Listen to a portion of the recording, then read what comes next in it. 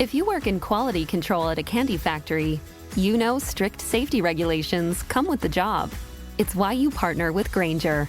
Grainger helps you find the high-quality and compliant products your business needs to inspect, detect, and help correct issues. And the sweetest part is, everyone gets a product that's as safe to eat as it is delicious.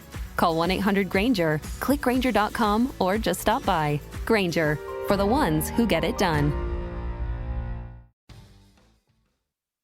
This is VSiN By The Books on VSiN, the sports betting network.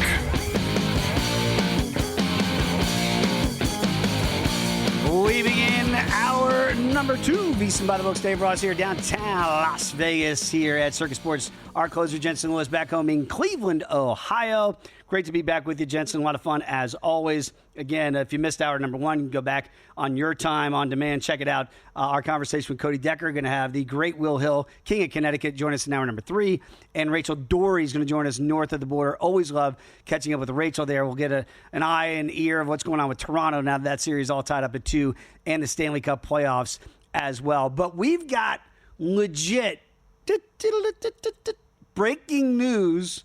We need, like when I do this, Jensen, I go to the ear. That's the fake breaking news. We now go live to Dave Ross from Las Vegas. Dave, what do you have? Jensen, we've got a breaking story. This is going to come to us from the National Football League, where it has just been announced that we have game number 1, and it is in fact. Yes, the NFL regular season is going to begin Thursday, September 4th, when your Super Bowl champion, Fly Eagles Fly, the Philadelphia Eagles, will be hosting America's team, the Dallas Cowboys, coming to primetime Thursday night. Oh, my goodness. I didn't see this coming. Did you have this pegged as a possibility? Obviously, we knew champs, you always get to start on the Thursday. But to start off in division, not just against anybody, but your arch rivals down there in Dallas, what do you make of game number 1?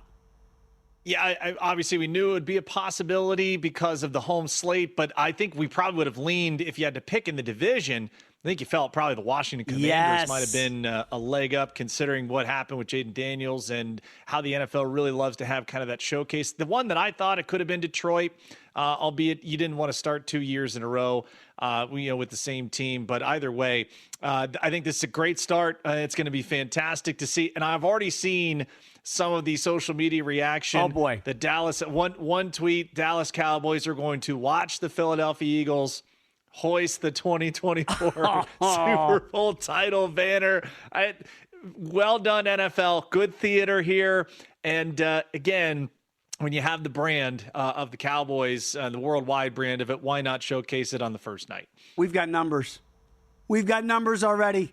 Cowboys are 7-point dogs. It's amazing. It's just announced. We've already got numbers. Cowboys are 7-point dogs, and the total is 46.5. If you want to play the Cowboys right now on the money line on May 12th for a game, September 4th, you can bet it right now, plus 240 in the Cowboys on the money line. So Cowboys getting 7 to kick off the NFL season. I couldn't be more excited.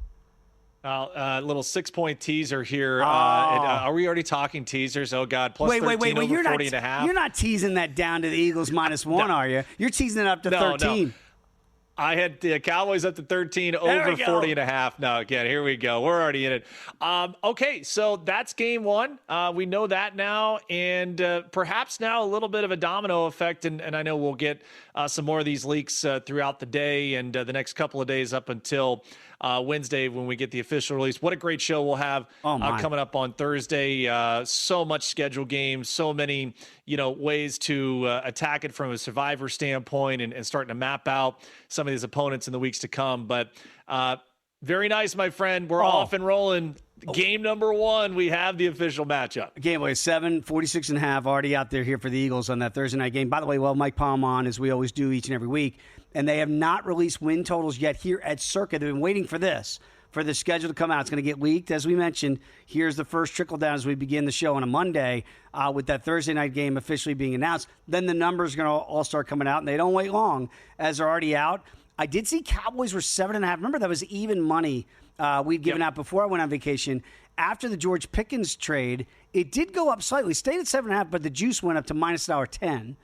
I wonder now, with this first game being announced, at 7.5 for their win total. Like, they're 7-point dogs. Do you wait to bet the Cowboys now? And, obviously if they go 0-1, Jensen, maybe that win total does drop. Or do you think that's already going to be built in that cake? Well, you've got minus $1.30 now on the over 7.5 at DraftKings, so Wow. already a little movement there as well. Plus $1.10 on the under 7.5. I think you and I will probably get more invested into some alternate win totals, just because if we look at some division odds. I mean, if you think the Cowboys are winning, the NFC East, perhaps you look towards what again, just spitballing. If you win that division, is that kind of an 11-12 win division there, considering what teams are in there? Or do you think like a 10 gets it done, knowing how good the Eagles could be and the Commanders as well? 7-1 for the Cowboys to win the division, and I do think you have to start at double digits. Now, the rest of the division, if we believe the Giants have taken a step up at all, and that's a big question mark. If you feel like they have, then we know how good the Commanders already are, and obviously the reigning defendings in the City of Brotherly Shove. You've got to be thinking double digits, but maybe it thins out the division a little bit because top to bottom, it's better. If you believe the Cowboys are better, right? Cowboys could be the weak link here. I don't think they are. But again, in that equation, to get to that 7-1 for the Cowboys to win the division, you better be thinking 10 wins. And then I like your alternate win total, say 8.5. You can get that at plus money. I might have already grabbed that at plus $1.40. Just saying. That's out there as well. Hour number 2, let's get to them. Our other highlights and headlines. Help your bottom line with today's highlights and headlines. Speaking of football, it was 21-0 Padres over the Rockies the other day. And I thought, hey, Rocks, when you score, just start going for 2. Right? Like, let's see if we get that first one on the board. They never got that first one on the board. Didn't get anything on the board. And then Bud Black, they get a win the next day. Then he gets fired. 7-33 start. And again, Jensen, I think you made a great point now, number one. Is it fair to fire Bud Black? I don't know. But at some point, you have to start to go, well, we can't let this be the status quo, right? It's just not good enough on all fronts. I echo Cody Decker's sentiments that the Monfort family has it, and it's not just about payroll, Dave. For those of us that are very much in tune with how organizations in our analytics age have very much upgraded. Take your Mets, for example. I think it was a department of 3 before Steve Cohen took over, or right when Steve Cohen took over. It's now a department upwards of 40. Supercomputers, crunching data, terabytes, all kinds of data points that now clubs use day in and day out. It is no secret in Major League Baseball how behind the Rockies are in just that department, let alone what on-field talent looks like. So payroll is one thing. You can spend all the money you want, Dave, but you've got to spend in the right spots to be able to proliferate big-time talent within your organization. They don't have that. The Dodgers are able to do it not only by going outside the organization, but they have built an infrastructure within it for player development that is absolutely the envy of a lot of clubs around the league. So just throwing money at the problem does not answer this. But Bud Black is not to blame overall for this whole thing. He was dealt a horrendous hand by the talent of the field. And the fact that he even put together the 544 wins in 8+ years is a miracle considering some of the guys he had to run out there. I'll just say this: when we have Will Hill on in the next hour, I did his podcast, the Should Have Bet More podcast. He asked me what number would he hang for me to bet the over in the Rockies, and I said 38 wins adjusted. Is this a 40-win team this year? I mean, it's just amazing what's happening. We thought the White Sox, for futility last year, they might shatter their record a year later, Jensen. Yeah, and just the fact that you bring up kind of the win totals and looking at where worst record odds are, they're minus $5 right now. The Rockies are. I mean, it's not even close. And to think that the White Sox are plus $1.70 at this point, and they are being overshadowed. They are still not out of the gates well whatsoever. The fact that your futility is going to get beat just a year, not even a year removed from what we just saw from the White Sox last year, that's insanity. Pure insanity. And no, as I told Will, I don't even know if I could bet the over. I don't know how I could bet the over on the Rockies right now. Cars in the garage in our highlights and headlines. That's Derek Carr. Whatever you think of Derek Carr, yeah, I hate to see athletes have their careers ended prematurely. That shoulder, which was kind of whispered before the draft. I always got this shoulder issue. What's going on with Derek Carr? Not only does he have a shoulder issue, he's out of the league. So retiring after 11 seasons here in the NFL. So he gone, and it does leave now the Saints in a quandary, and maybe this is where Tyler Shuck comes in here. Maybe we're a little surprised about, Shedeur Sanders wasn't the guy. They're going to go to Shuck here, but they knew this, right? The Saints had to know before we all knew that this car could not go anymore with Derek. But again, Jensen, just personal level, like I know David, his brother, very well, and it kind of sucks to see a guy, whether you think he's good or not, to have to shut it down with injury here after 11 years. So this dynamic now leads me into a couple of markets here. I would jump on the Saints 5-1 for fewest wins, knowing that would give them the best opportunity for an Arch Manning. They're not competing this year. We know that. And so with that quarterback room, why would, if Arch Manning is your goal, why even entertain bringing Aaron Rodgers in? Don't do it. You know where your bread is buttered right now. You run out whatever you want to run out there to get the worst record, to have the best opportunity. And if Arch Manning doesn't come out, you trade back from number one. If you don't like who's there, you get enough capital to try and build, similar to kind of where the Browns did trading out of 2 this year to get they need multiple pieces, Dave. So 5-1 right now, Saints for the fewest wins. Wouldn't mind jumping on that right away. Yeah, get used to a lot of Tyler Shuck this year. That's what you're going to see, and you wonder if you're going to get Arch Manning next year. You can get betting splits access as we do each and every day here in the program when you become a VSiN Pro subscriber for as little as $9.99 for your very first month. That's at VSiN.com/subscribe. So again, it's not just the numbers here at Circa behind me. It's also DraftKings. So you're going to get those invaluable betting splits each and every day. Become a VSiN Pro subscriber at $9.99. VSiN.com/subscribe. When we come back, let's check in on our May win totals. Reds, wake up. That's next.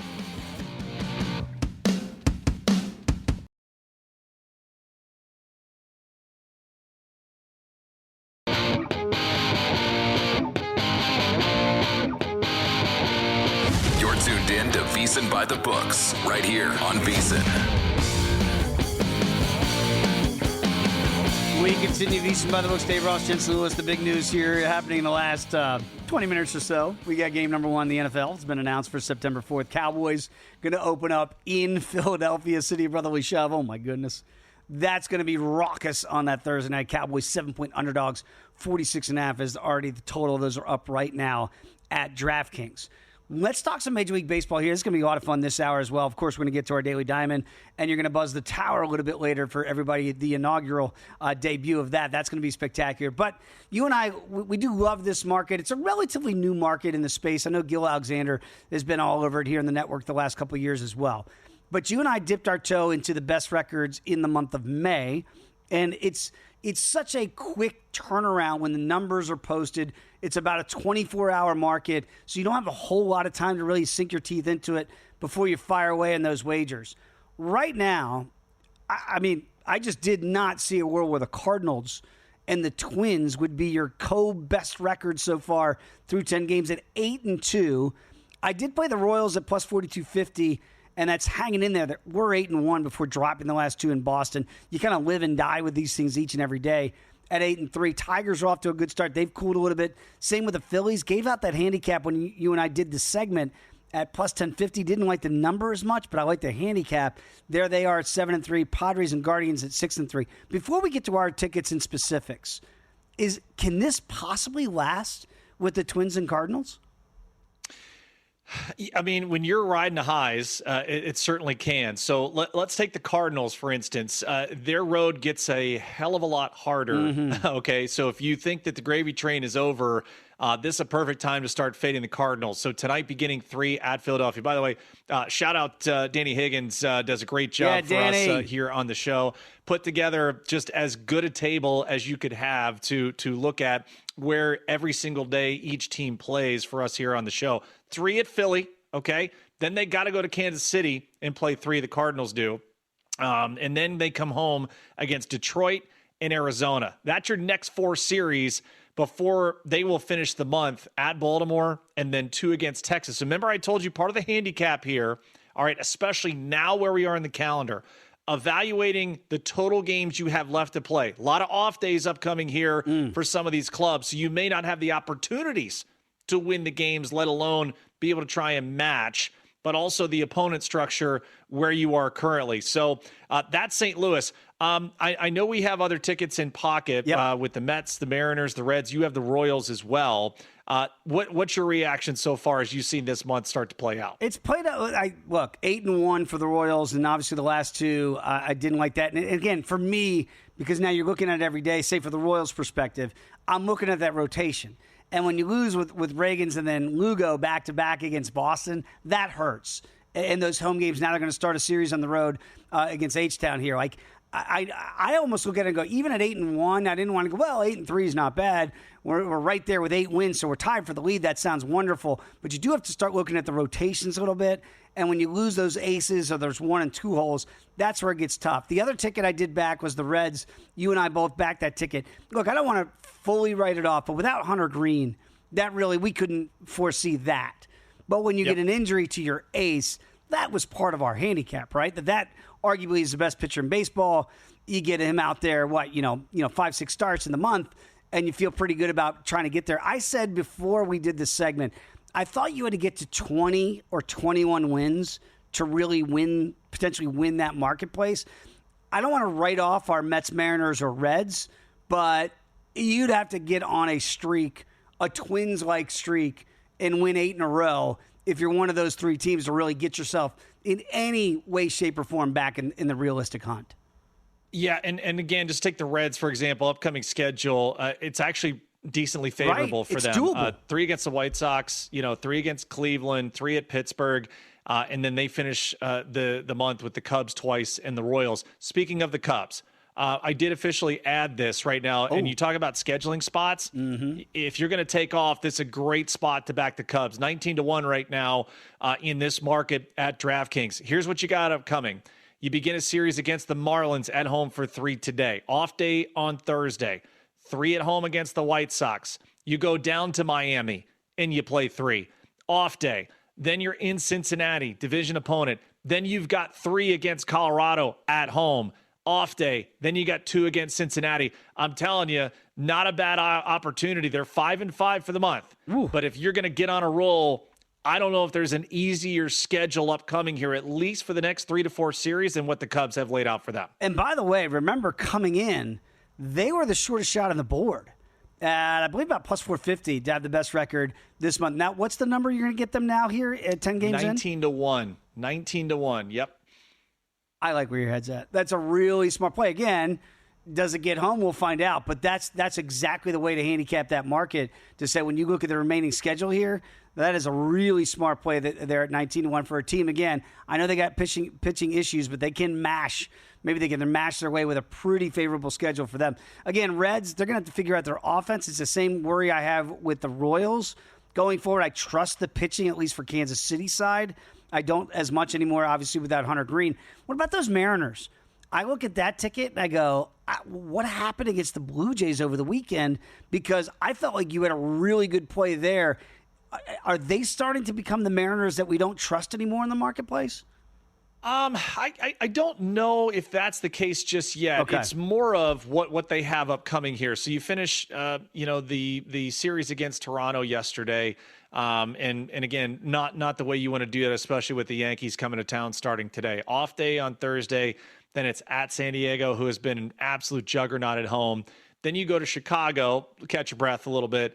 But it's the 3-city road trip part that really hurts me here on the Mariners, knowing where they currently are, Dave. Mm-hmm. You got to go San Diego, then to Chicago, then to Houston, back home. You get the Nats, who have been struggling. We'll see what happens at the end of the month.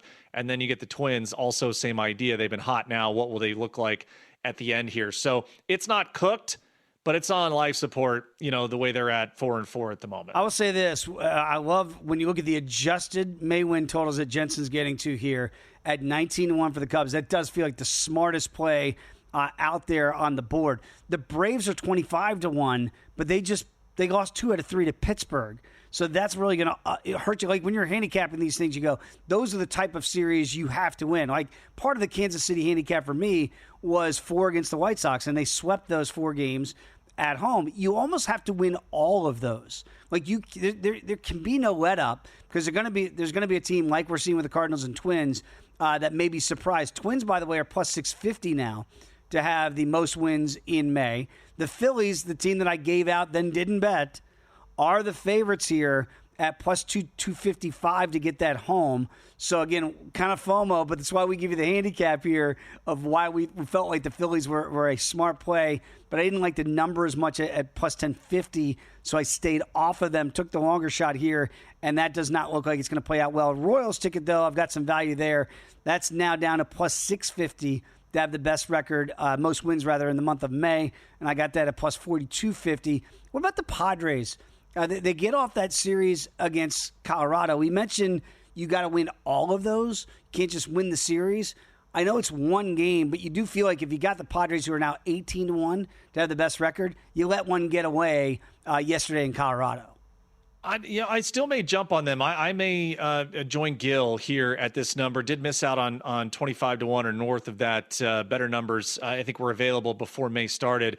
But here we go. As I said, at home, they've been phenomenal. 3 against the Angels, 3 against the Mariners. They go to Toronto, then they go to Atlanta, come home against Miami and Pittsburgh. So the finish to the month, if you want a mad dash for the finish, that's a hell of a spot to be able to back a team right now. So I think I may jump on that right now at 18-1 on DraftKings. Padres most regular season wins in May. The Guardians are 28-1 out there in the land, 6-3, so only 2 wins behind the leaders. Smoke and mirrors. What do we make of Cleveland? Smoke and mirrors is exactly what it is. Okay, it's the rotation metrics, Dave, that are frighteningly bad. I think overall, and you kind of saw it in this Philadelphia series that just transpired of the weekend. Yeah, game 1 was good. They won 6-0, but then you saw the better pitching shut down what has been a pretty weak offense. Here are the numbers for you, and the tail tape's not good. Rotation metrics, 28th in WHIP, dead last in walks per 9, 25th in hits per 9, and the offense is 22nd in average, 22nd in on base. Not sustainable for them to stay where they are right now. I just love where your handicap is, though, here. Again, if you're at DraftKings, adjusted now with the month 10 games in here pretty much for everybody out there on the board. Jensen's look at the Cubs. It's an official play there at 19-1 to have the most wins. And the Padres at 18-1 is not a bad ticket. Again, Gil got it at 25-1 before the month began, but still at 18-1, where they are only 2 games back off that pace. I think that's still a very playable number there if you want to back the Padres. Come on out to Circa. If you've never been here, it's absolutely spectacular. I tell people all the time, you can stay with me if you want. You can stay on my couch. But I'd prefer you stay at Circa because when you pay $400, you're going to get 2 nights. And what does that get you? Not just 2 nights at a beautiful hotel here. $100 in a dining credit, $100 in a beverage credit, a day bed at Stadium Swim. I don't have those things at my apartment. So you can get that right now, $400. It's all in, including no taxes and the fees that you get with the resort fees. All that's taken care of. So check it out when you go to circlelasvegas.com.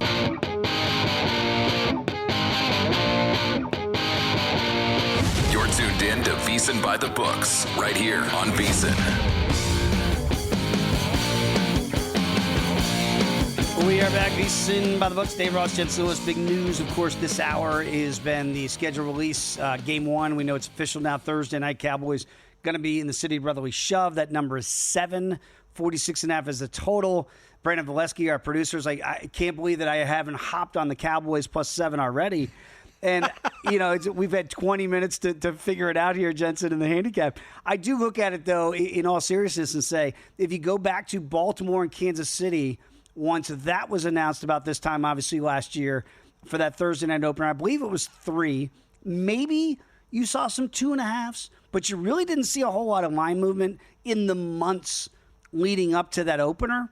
And I wonder now, as we sit here on May 12th, before we get to September 4th, if you're trying to go, man, maybe do I wait? Do I rush in? I don't know that you're going to see a lot of movement on the side. You might see some movement on the total in the months to come. We already have squares up on DraftKings in case you want to pick your squares. Again, a couple of the good ones there for you. We can jump into those. We already have some team specials. Each team to score one touchdown and one field goal. That is shaded heavily to the yes, almost minus $2. And again, your winning margin, it is, we are here. We are here for it. By the way, off your top of your head, how many points do you think your boys score on opening night? I'm going to guess the total sitting right around 23. Right now, it is plus money, plus $1.20, over 20.5. So if you think that they score... Brian Schottenheimer in the debut, baby. Let's get that offense cranking. I say that if you want to take the spread out of it right now, if you'd like a Celtics moneyline parlay tonight to win with Cowboys 20 or more points, it pays plus $1.60. So just got to have patience of Job and wait for that ticket September 4th. It's a long time waiting. You don't have to wait any longer. Without further ado, let's get to it. Our daily edition of the Daily Diamond.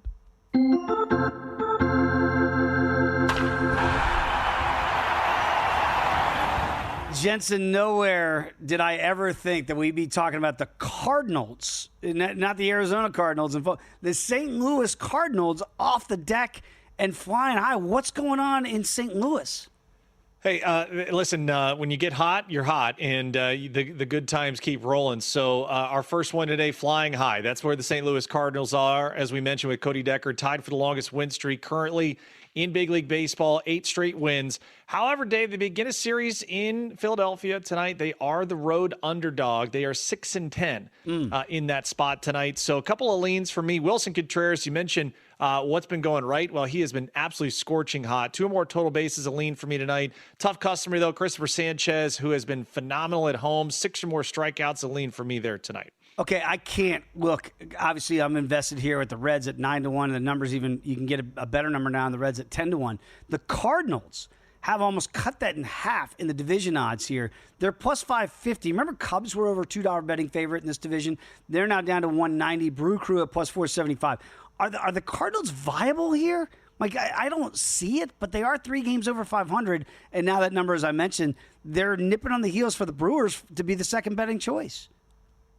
Okay, so from the metrics where the Cardinals are, I have always said I don't believe they have a division-winning rotation. Now, that being said, Sonny Gray has been outstanding so far this year. Eric Fetty has really turned it on here the last couple of times around. Matthew Liberatore, who gets a start tonight, has been arguably their best starter thus far this year. It's just a matter of, can you maintain what has been an exorbitantly productive offense? Dave, if I were to tell you they're 4th in average, 3rd in on base, and we put up a blind resume, you just put those numbers, you and I are not guessing the St. Louis Cardinals, maybe in our first 5, if not 10 guesses there. So Lars Nootbaar has been awesome at the top of the lineup. As I mentioned, Wilson Contreras has been great. They've just been very solid in the middle. Brendan Donovan, Nolan Arenado, Wilson Contreras, that's as big a reason they're off to this kind of start. I will say this. I was on the wrong side yesterday. I didn't think they beat Mackenzie Gore. They got that done in D.C. to keep that winning streak going.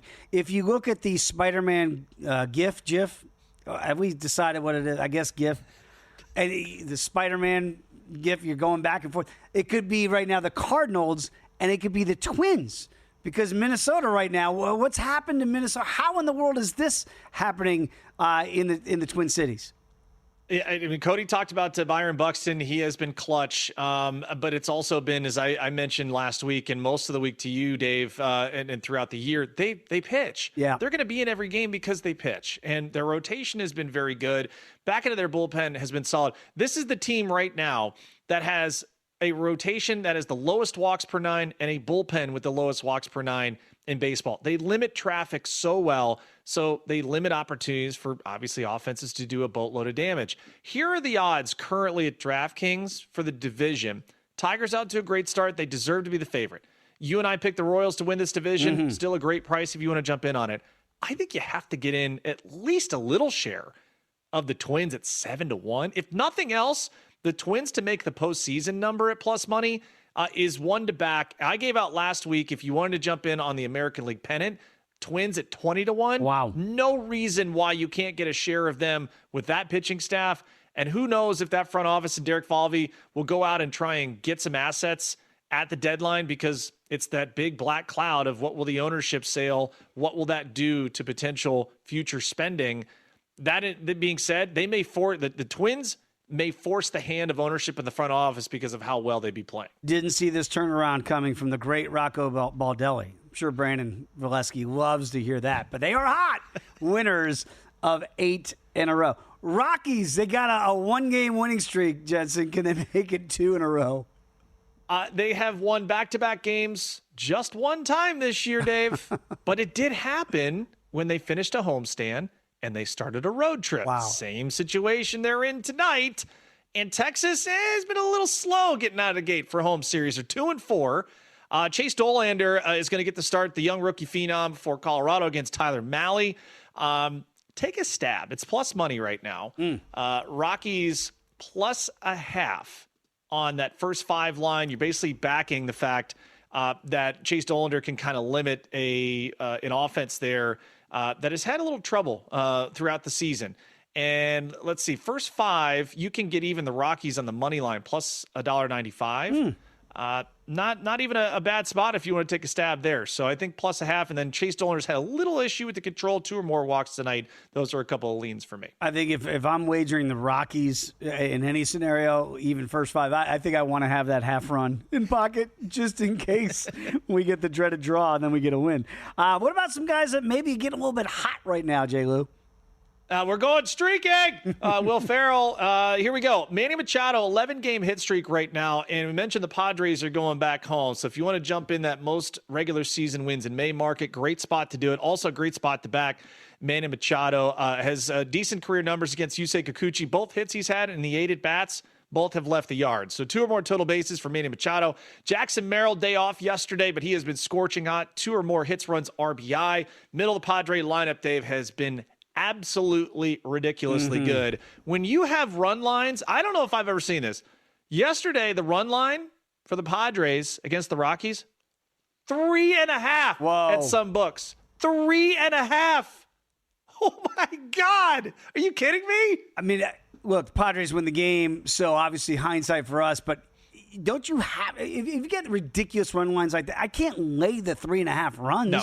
Right? Even if they win 21-0. I know it was 21-0 the day before, but just on principle, you can't be laying 3.5 runs in a game, can you? Almost got an auto bet the dog because upwards of plus 325. Rockies get the win yesterday going away. But to me, that's one of those, just you circle it and you're like, I mean, how many times are we going to see this ever again? Yeah, don't think we're going to see it very often. By the way, Michael King against Kikuchi, as you mentioned, 225 here for the Padres. On the run line, it's $1.05 on San Diego. And I know Just Rao does a great job here on cashing out. If you like the Padres, maybe you look to they don't bat in the 9th inning. That might be a better number than laying the run line at $1.05 out there. So, again, different ways to make possibly the same bet. And, dude, you got a dart in your neck. It's a dart in your neck. What a great movie. Yeah, I mean, come on. At this point, if you haven't seen We're Going Streaking, it's just an amazing movie. Amazing price right now here if you want to become a VSiN Pro subscriber.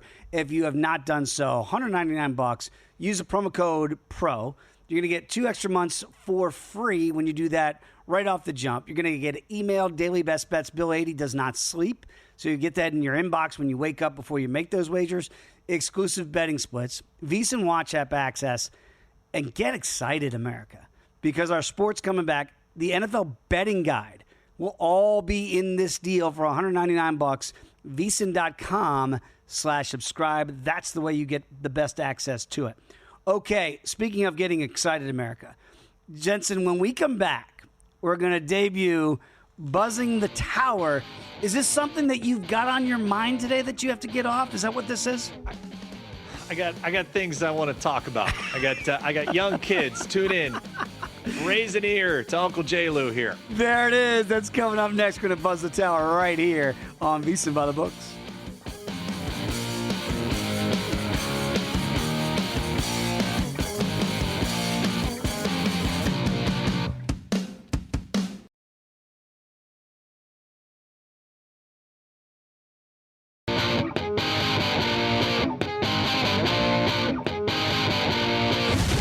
in to VSiN By The Books, right here on VSiN.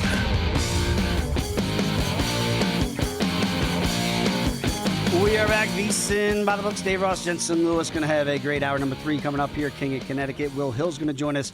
And then Rachel Dory north of the border catch up on the NHL playoffs.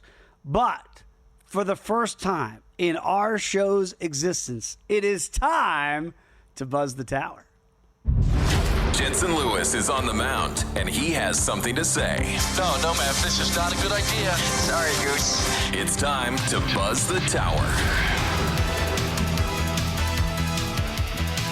Speak softly and carry a big stick.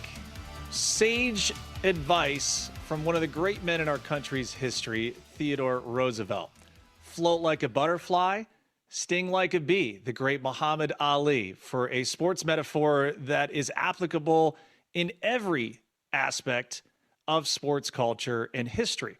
Apply that in those sage words from both those great men to modern day history and what we've seen, particularly in college baseball.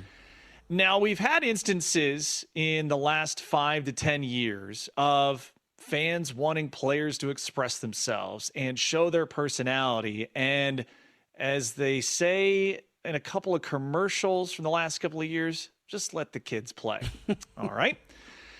There is a reaction for every action. There are consequences for every decision. And so I bring you to a couple of real life examples, Dave Ross, and our listening audience.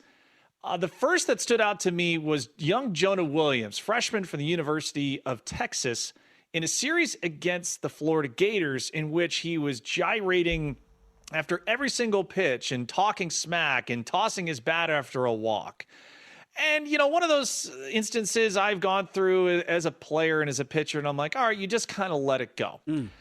But then it really struck a chord when I watched my alma mater, Vanderbilt, take on the hated rival Tennessee Volunteers over the weekend. And yesterday it came to a boiling point when Andrew Fisher, one of the stud middle-of-the-order bats for the Volunteers, hit a game-tying home run, but decided to run his mouth to every individual in the Vanderbilt infield. Now, let me set the precipice here of the series tied at 1. The Volunteers had lost, I think, 5 of their last 6 series headed into this one.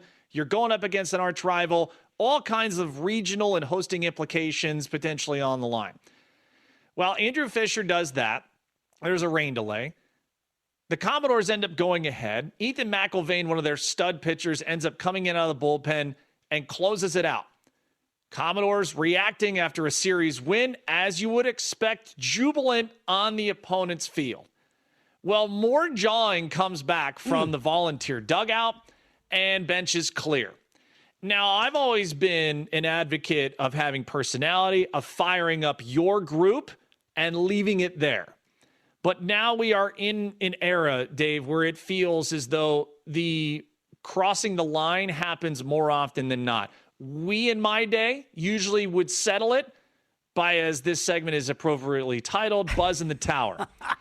If we needed to send a message, and I have done that in defensive teammates or letting someone know, I've done that. Yeah. Kids, here's some advice for you.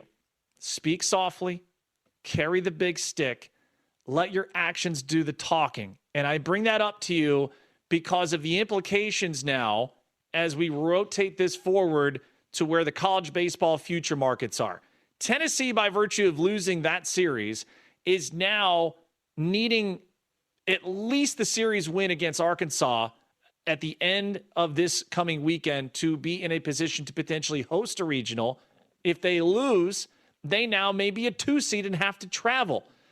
Conversely, Vanderbilt's odds to not only make the College World Series, but potentially be the champion have vaulted, and they are probably assured, if they win this weekend, of a national top 8 seed, meaning that they control their own destiny. They stay at home. If they win the regional, they will host the super regional and an opportunity to go to Omaha. Here are some good future numbers, Dave, that I would advocate for people that want to get in on this market. So this is the final week of the regular season for college baseball. We begin conference tournaments next week. Today is 2 weeks from Selection Monday when the field of 64 will be revealed. Let's start in the SEC. LSU, who has been a perennial power for many decades, I couldn't believe this price is still available when I saw it. Minus $1.15 to make the College World Series. That's one of my favorite wagers to advocate for if people want to jump on. They will likely host. They're in Baton Rouge, and will have a great opportunity to advance to Omaha. They have a great pitching staff. They can hit with anybody. I think they're a really great spot to back. Value options for me. Staying in the SEC, Georgia at even money. They will likely host a regional in Athens. And also North Carolina, the Tar Heels, plus $1.80. Most likely a regional host themselves there in Chapel Hill. If you want to jump on a couple of long shots, Coastal Carolina at almost plus 400. They're plus 380 right now on DraftKings. They, in Conway, South Carolina, there are in a great spot to secure a regional host bid as a top 16 seed. They have been one of the great stories in all of college baseball this year. And then also Oregon 4-1, now members of the Big Ten. They have run roughshod now because the West Coast teams know how to play early in the year, regardless of cold temperatures. And they've been used to playing Pac-12 baseball. Well, now they come over and feast on the lowly Big Ten baseball schools.